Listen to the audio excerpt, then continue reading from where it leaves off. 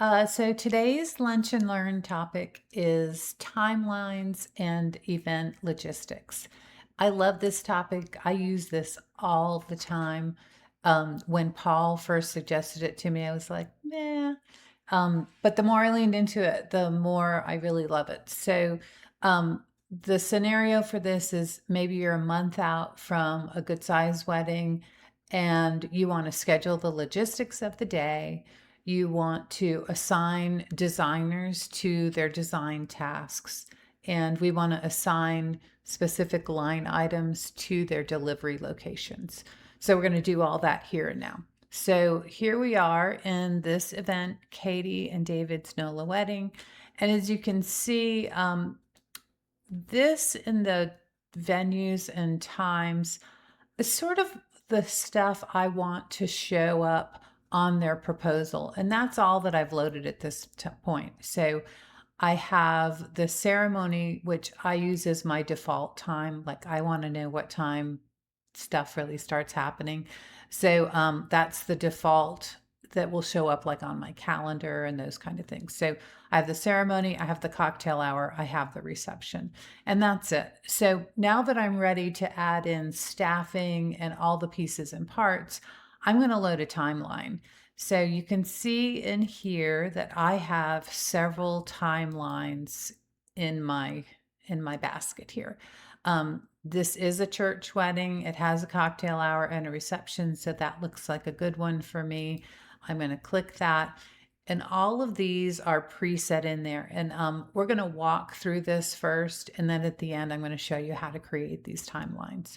So I want to know where she's dressing, what time the church delivery is, what time the reception setup is, the ceremony. Again, this is already in there, so it won't double that up, which is really nice. But all of these pieces and parts are going to get loaded because this is where we're going next. So now that this is loaded from that format into these timelines, I have all these pieces and parts that I need to deal with.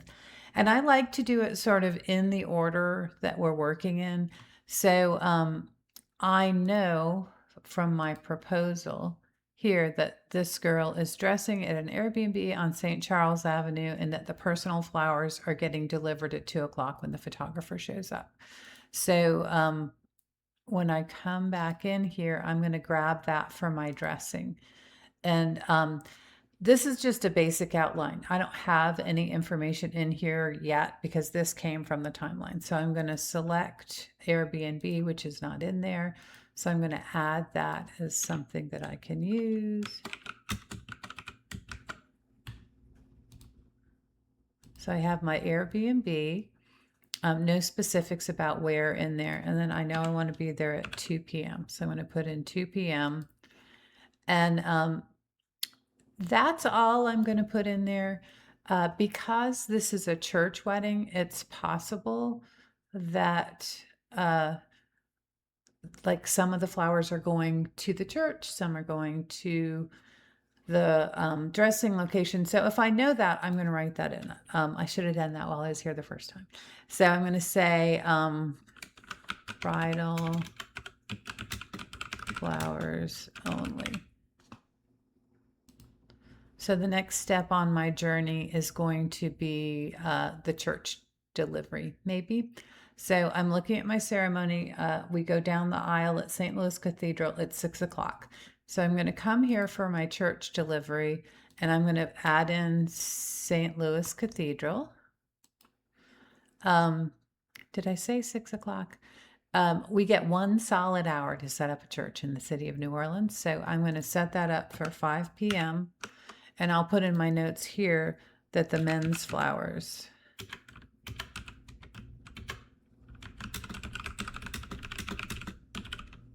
so the men's flowers are going to church, which I really like. A couple of notes in this box. Do I want this to show on the proposal? No, this is information for me and my staff. Is this the event default? No, it is not.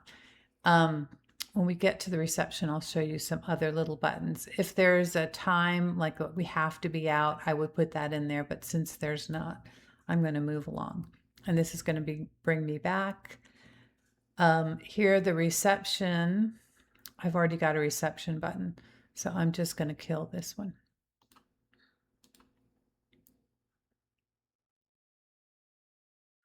My reception setup at the Marigny Opera House, I get 3 hours. So we're saying that the cocktail hour starts at 6:30.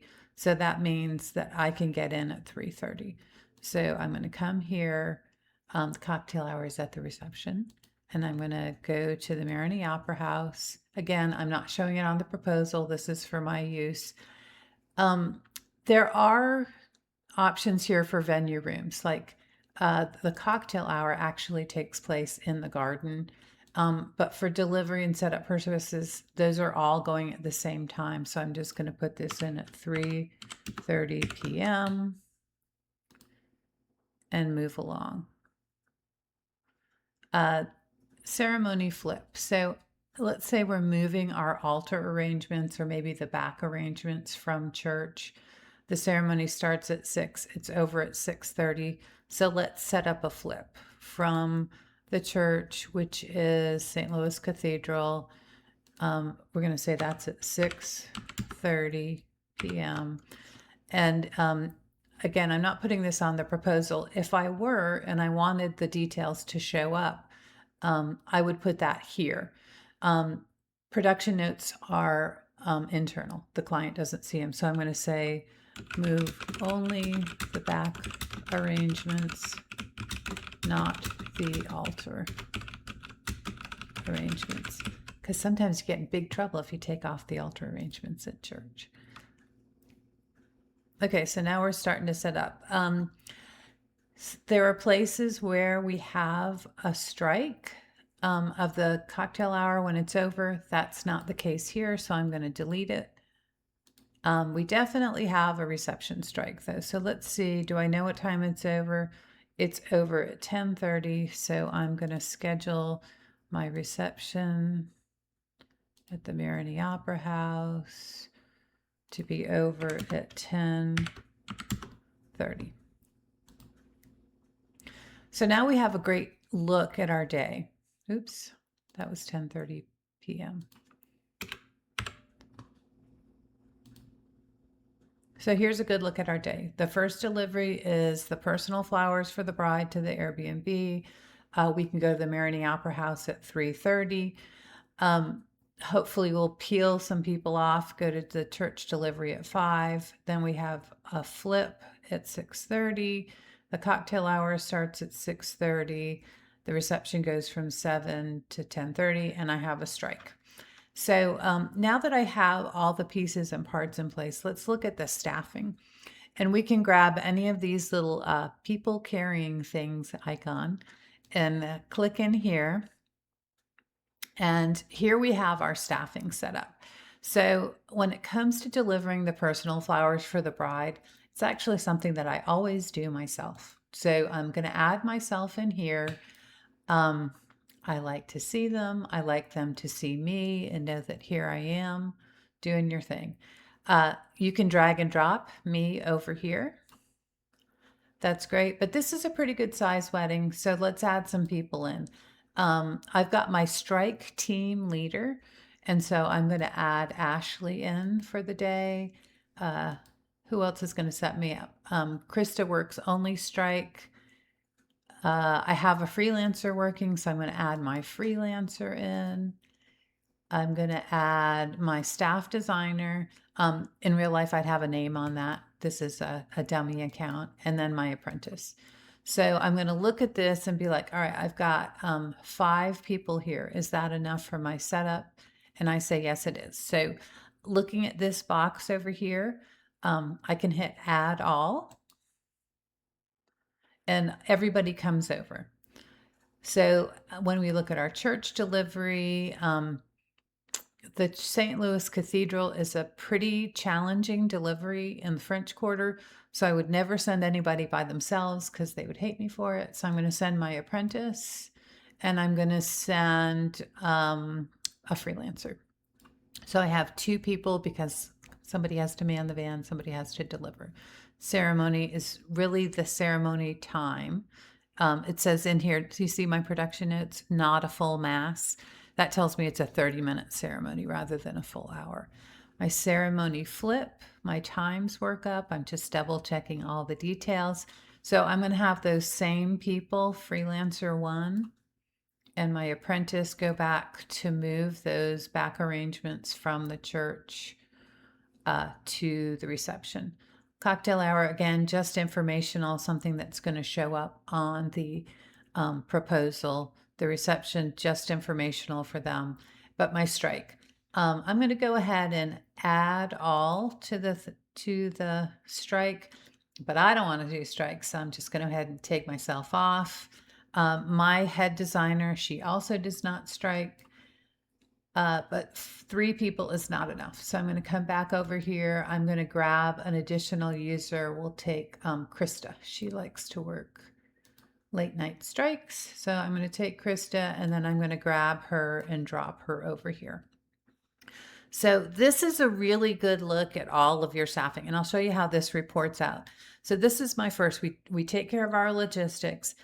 And now I'm going to think more about like the design for the day. So I can come over here on this right-hand side and I can click these designer assignments. And this is going to bring me to my actual wedding. So here's all the line items, all the stuff for the wedding. Let's go ahead and fill this out so that my staff knows who's working on what wedding and what line items are assigned to them. I like to do the personal flowers myself, so I'm going to do the bridal bouquet and the bridesmaids bouquets. But I'm not a big fan of doing pomanders, so I'm going to give the rest of these personal flowers to my apprentice. My theory is if they like their bouquet, it's clear sailing from there. So, oh, let's see. So I'm going to keep adding in my apprentice here. I take it back. I've got altar arrangements here, and I'm going to give that to my designer because she wants to do that. The escort cards and sign-in table. I have a freelancer as well. Let's put her in charge of that big estate table, or him, as it were. And I really do, this of course is a dummy account, but I really do set up freelancers like this. And then in the notes, I'll be like, freelancer 1 is Mary Ann, so that we know who is who. No designer needed for the toile napkins, but the cocktail tables are bud vases, so we'll give those back to the apprentice. And the dessert table, we're going to give back to the designer. Okay, so I've assigned all of this to my people. And now if I come back over here to my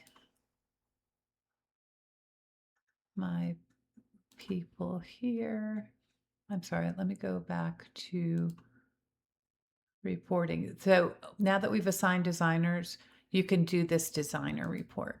You could do it before, but it doesn't have any meaning if there's nobody in there. What do we want to include in there? Do you want images? Do you want recipe items? Do you want descriptions? Do you want page breaks? We'll say yes to all those. So this is going to process, and then it's going to sort those events by designer. So we'll let that do its thing. We're going to look at a couple other reports, and we're going to look at some that where we assign. I could move on. Seems like this would be a fast report. All right, we're going to look at that in a minute. So back into our venues and timelines. We've got all of our details here. This is another version of the look, right? So I was looking at it by modal, and now it's looking at it sort of line by line, which is just another way of taking a look at it. So let's head back into our proposal and look at the timeline feature. So here in the timeline, I can assign where this goes. So if I want to assign this to dressing at the Airbnb, that's where the bride's bouquet is going to go. We can do that by coming into these line by line, but it's more efficient to do that in the timeline modal. So let's head in here and go over to our delivery assignment over here. So in the delivery assignment, you see how if everything were going to one place in personal flowers, we could assign it here. But because we're taking the ladies' flowers to the Airbnb and the men's flowers to church, we need to separate those out. So here's my church delivery. Here's my church delivery. Here's my church delivery. Okay, and then to the reception, these are going to the Marigny Opera House, which is the reception setup timeline. You can also assign these to the strike. So if there are things that want to come back, you can assign them to the strike so that they have a list of things to pick up at the end of the night. But that's one of the reasons, like I always make sure that there's somebody on setup that is also on strike so that when we're leaving, I can walk around and be like, don't forget we have, candles in this little side room over here so that they have an idea of what's going on. All right, let's pop back up and see that report. So here's our designer report that we abandoned. I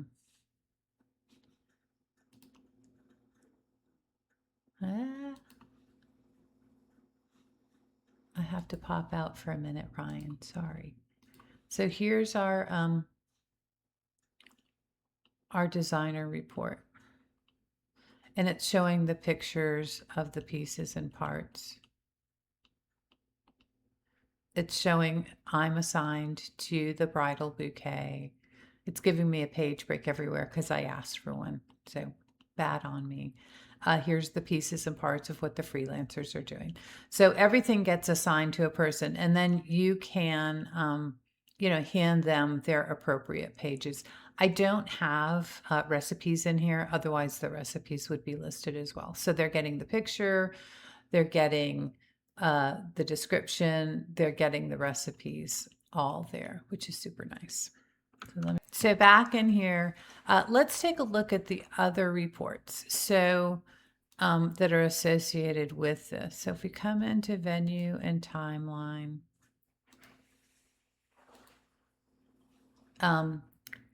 you've got a report that actually says venue and timeline, which is this. And then you've got your designer assignment and also the delivery assignment, which is telling us where everything goes. And if we're in our reports, the event information is going to show up on the production report. You've got your designer report where you're reporting who's doing what. The pull report, we'll talk about, I think we've talked about it in recipes, where this will tell you all your hard goods that you need to pull. And then your delivery report, arrangement images, rental images, page breaks. Let's skip the page breaks. But that's going to tell you what line items get delivered to each location. So I think that's what, I want to show you one more thing before we go. We'll close this. Let's look at the actual templates. So these are our timeline templates. You go into settings, and over here on the right, we've got our timeline templates. And these, I tend to keep them super simple because really I'm just looking for that outline where I need to pull things in. So this is probably my biggest one: dressing, church delivery, reception setup, all of these things. Easy to add something here if you want to. But some of them are super simple. Like in New Orleans, we don't do a lot of cocktail hours. So most of our things are just wedding and reception. But if you want to add a cocktail hour, then here's the descriptive part of it that would show up on your, like this would show up on the proposal, right?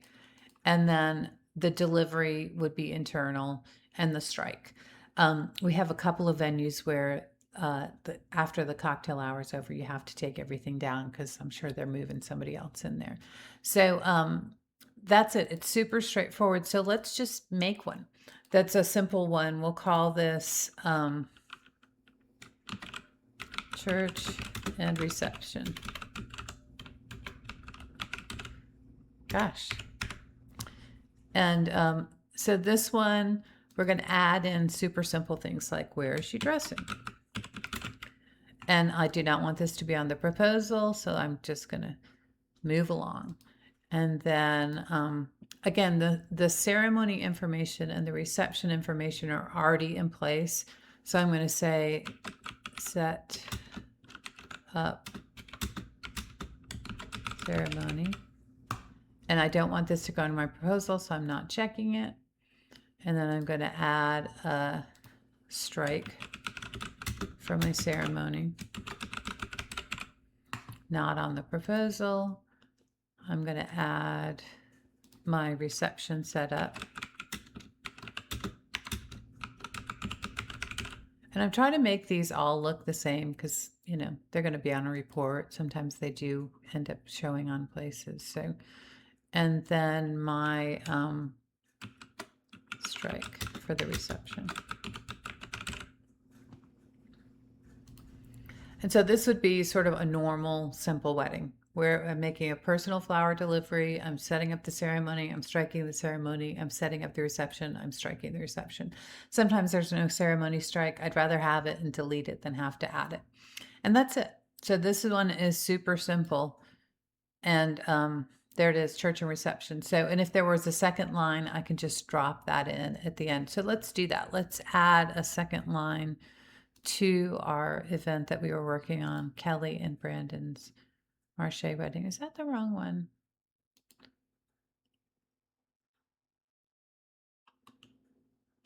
It is. That's not the one we were working in. Katie and David's wedding. So here we are with our thing. And let's say they added a second line at the end of the night. So I'm just going to come in here to load a timeline and we can add a second line, and it's not going to affect any of the other things that are in here, right? Like everything else remains the same. It pops up at the top because there's no time in there. And I'm going to edit that. And I do want the second line to show on the proposal. So I'm going to click it, and then I'm going to add, do I need a venue in here? I guess I do. So I'm going to put the Marigny Opera House, and it's going to start at the same time that the reception is over. So while we're striking, they're dancing. Where's the fairness in that? So, and let me show you where that shows up. So you can see when we get to our timeline, do I not have a timeline in here? Here we are. So we're showing the client where they're dressed, what time we're going to be there for dressing, what time the ceremony starts, the cocktail hour starts, the reception, and then the second line. And all of the behind the scenes stuff is just going to stay behind the scenes for us. So, okay, I think that's it.